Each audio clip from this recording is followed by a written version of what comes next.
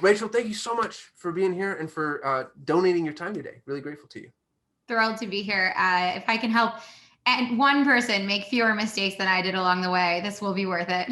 No, that's actually exactly what we're going for. So you already know, but we're going to present this to all of our students at the 3X Shopify Challenge, and we want them to hear from people that are successful in the e-commerce space, so they know it's possible. So I'd love maybe to start out with, can you tell us just a little bit about your story, how you got started? Yes, absolutely. We got started so long ago that I think e-commerce was like, I'm not even sure it was a word yet. But what happened, our origin story began when my then boyfriend, now husband, went on vacation in Thailand without me and discovered this incredible hammock on a beach and jumped in it and just started thinking about the fact that, first of all, he'd never felt anything that was this comfortable, but also he felt like there wasn't any hammock company in America. He thought this is like the ultimate lifestyle brand, right? This is an iconic product. It says so much to all of us about the life we want to be living, and just kind of the opposite of what we often let our day-to-day life become, which is just a grind. And so he then had the serendipitous discovery that there was a collective of women making these hammocks, the most comfortable hammock he'd ever laid in, and desperately looking for a way to sell more, to increase their distribution. There was nobody really with any marketing expertise there. So they had kind of been sitting there saying, I wish someone would come along and take these to America. And Joe raised his hand and said, I will take them. And so he came home from that trip. He had taken a cab ride like 700 miles out into the jungle to meet with these women, came home with his business plan written on a barf bag from the plane and was like, hey, honey, I've got a great idea. So, Did you save that and frame it somewhere? You know what? I have been looking for it. It's somewhere in a box of papers because I am a paper hoarder. So yeah. I know I have it somewhere, but it should be on the wall. That's an heirloom piece right there. You got to keep that. So funny. Yeah. So talk to me a little bit about, when you first started. First of all, I imagine it's just so overwhelming, right? Because the whole thing is like, where do we begin? But what are the things, if you could go back and, talk to the younger yous, what are the things that you would try to like save them from as far as the mistakes? Oh my gosh, yes. So many things. The very first one that came to my mind was trying to do too many things and be too omni-channel. So like, I think what would have made us more successful more quickly is if we had just chosen one path, one channel to get really good at, right? Instead of saying, well, there's all this, we could get free social media publicity and we can get, we could also run a $10 of ads worth on this thing, or let's try this. Facebook was brand new when Facebook ads were brand new when we were starting, so we just kind of like threw some up.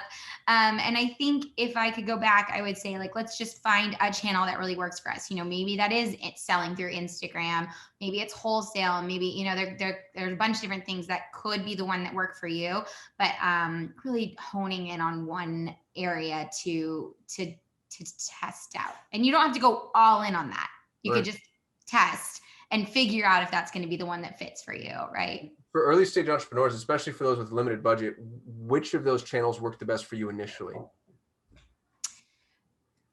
Well, what I'll say, I might not be, what ended up being the most successful thing for us was honestly just getting out there and talking to people. So we knew that our long-term vision was to be an e-commerce business, but because we needed to learn more about our product and our market, we actually sold our first 500 hammocks just out of at festivals or art fairs or to neighbors. And we just went and started talking to everybody that we could about our products.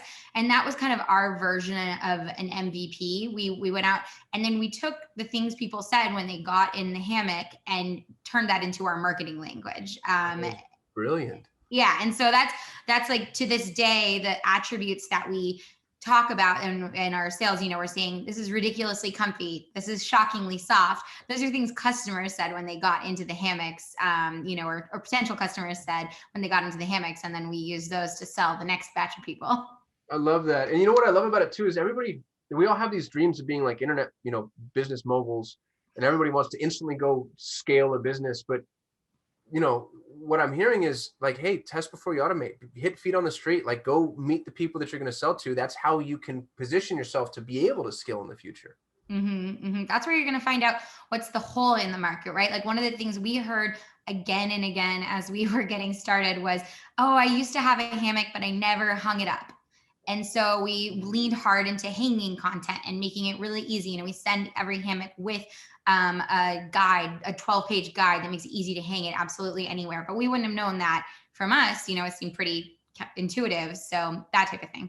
Well, so hold on, Rachel. That's fire right there. That's fire content, because you need your customer to take advantage of your product. And far too often they buy the thing. I've got a bunch of that. You buy something, you just throw it on. I'm actually looking at, I bought pads for my car. I bought a new car. And so I got like the nice custom made, whatever, floor mats. And I've had them for 3 weeks and I haven't put them in because I don't know how. And now I'm actually, even though it's not the company's fault, like in my mind, there's a negative neural association with them. I'm like, oh, I'll never buy from them again. It's pain. It's a pain point. Yeah. What a brilliant point. You need to like, not force, but you need to like help with user adoption. Is there anything, so you got the 12 pages. Do you have like video tutorials or do you do follow-up emails? Yes. So one thing that we've actually been, as we grow, we're working on making it better all the time. So like our how to hang page, actually, this is an interesting thing for customers. Like when you think about SEO, for a long time, I was convinced that we had to be, because we heard this pain point so much, I was convinced we had to be the #1 how to hang a hammock page on the internet.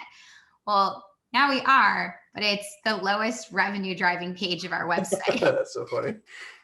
So, there's all these types of things that I, like I said, I wish I could go back and learn, but I do think that it is a huge value for our customers. And you know what, for people out there who have some little hammock they bought on vacation and want to hang it up, I'm happy that they can find our website, hang that hammock up. When it falls apart, they'll buy one of ours.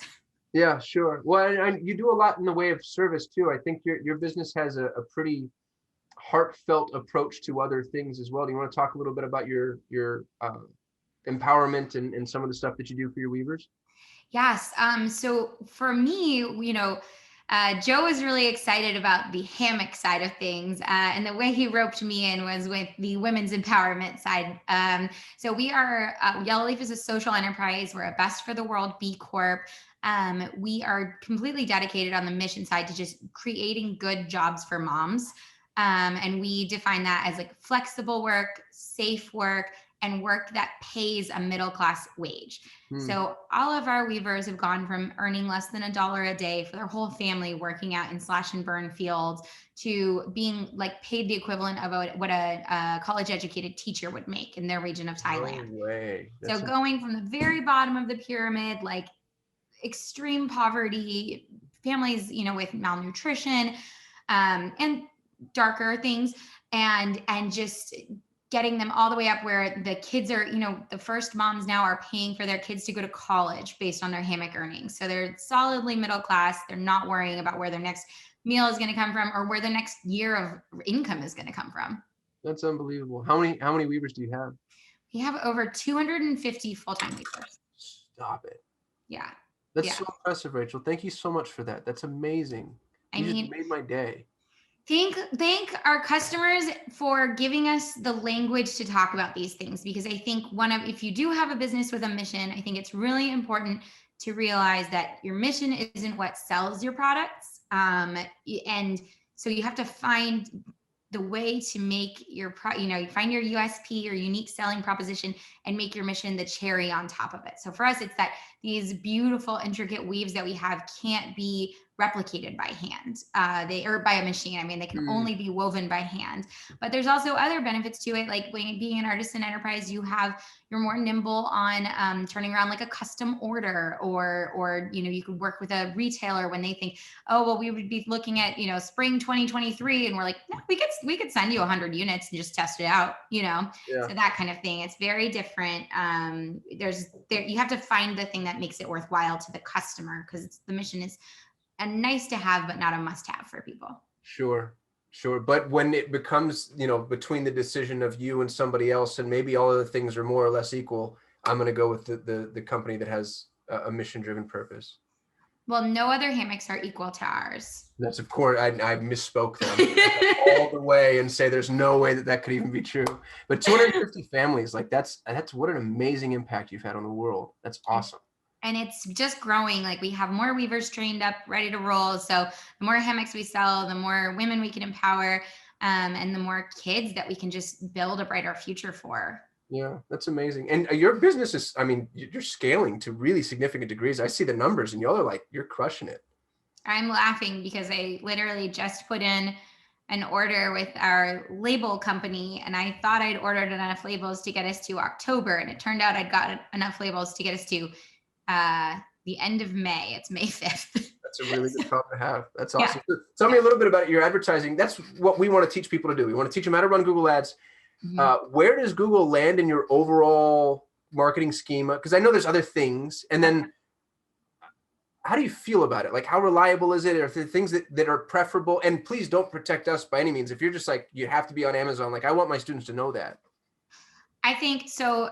Once you grow to the point where you're able to run more than one acquisition channel profitably. So I said before, focus on getting really good at one thing. And maybe Google is that one thing for you, especially if you have the magical secret sauce of Solid. But I think that once you're there, for us, what it was twofold. One part was finding the Google placement that worked for us. If we like sat down and kind of ran the math on a couple of different things, we ran the math on paying an SEO firm to help us place higher organically in search results. And what it basically turned out was like the price that a really good firm would cost would not generate enough of a return at the conversion rate and the visitors that it would drive at our conversion rate at that time, and the number of visitors that it would drive to make that investment worthwhile. Same thing with just running regular Google ads, AdWords. Our product is very visual. We're not competing on price, and in the summer months when it's our key season, the big advertisers are like Target, LLB, Home Depot. We can't outbid them. They're not, looking at their margins so closely. They just want people to come to their site and then buy things. Yeah, they don't mind loss leaders. They can lose on the hammock because somebody's going to buy 10 other things in their cart. Exactly. And they're going to get the backyard furniture and the giant gazebo and all of those things. So for us, it was, really, I didn't think until I was referred to you guys, I did not think Google would be an acquisition channel for us. But now it is our most reliable channel. And honestly, when we first started working with you guys, I was asking people to double check all the results because I was like, they can't be this good. And I was like, they seem really nice. They probably think they're doing this well. They can't be. And it really is going that well, which is insane. And it's inspired some competitive juices in the other contractors that we work with and the other agencies that we work with. So it's been good for us all around. That's awesome. Well, we love y'all dearly. We love what you're doing. What if you were to just, you're sitting down, you're talking to 5,000 or 6,000 new e-commerce store owners, last words of wisdom, what do they need to know? What to avoid, what to do, or maybe just some encouragement. What are you going to leave them with? Yeah, I would say in everything that you're doing, just the only way to have a viable business is to achieve profitability. And so a lot of people, myself included, are very aesthetically driven or ego driven. You want it to look pretty. You want it to seem cool. But at the end of the day, you really need to be able to run your numbers and make sure that, at every step along the way, you are returning profit so that that's the definition of a financially sustainable business. And everything cool that you're doing is not, it's going to mean nothing if you can't keep going. That's unbelievable pearl of wisdom. Know your numbers. And entrepreneurs tend to be creatives, and so knowing the numbers is kind of the thing that scares us off the most. Yep. And I'm the creative, right? I do the branding, I do the design, and then I sit there and I'm like, this ad isn't pretty, and they're like, well, it's the really profitable one. I'm like, okay. that's the one that works. That's funny because that's Google Ads generally it's always because it's the bottom of the funnel, they're ready to buy, so it's just like the sterile, straight to the point. That's such a good note. Rachel, thank you so much for your time and for, helping. I think you're going to do a lot for our students. I know everybody's going to be grateful. Thank you. Thank you so much. Again, if I can just stop one mistake I made, it will all be worth it. Awesome. And if you're watching this and you want a hammock, go to yellowleafhammocks.com. I'll drop the description or link to the description of the video. And yeah, let's support Rachel and her 250 weavers. Amazing. Thank you guys. Good luck.